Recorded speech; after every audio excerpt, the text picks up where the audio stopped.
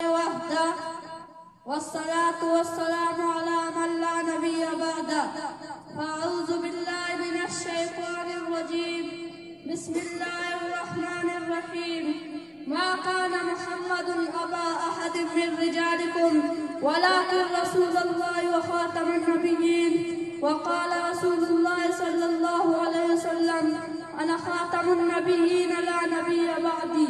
آج کے اس عظیم الشان مجلس میں تشریف فرما علماء کرام و معزز حاضرین، السلام علیکم ورحمۃ اللہ وبرکاتہ۔ آج میں ایک ایسے موضوع پر بات کرنے کے لیے کھڑا ہوا ہوں جو ہمارے ایمان کی بنیاد ہے اور ہمارے ملت کی پہچان ہے۔ میرا موضوع ہے عقیدہ ختم نبوت کی اہمیت۔ دوستوں، ہمارا یہ ایمان کسی ظن و گمان پر نہیں بلکہ قرآن کے اٹل فیصلے اور نبی کریم صلی اللہ علیہ وسلم کے واضح فرمان پر قائم ہے۔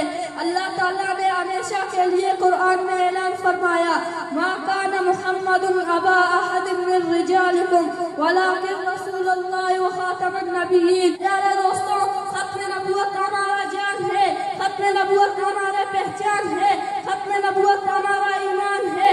ہم ختم نبوت کا پرچم گردن لہرا کر دم لیں گے، رب سبھی بت خانوں کو ہم آگ لگا کر دم لیں گے۔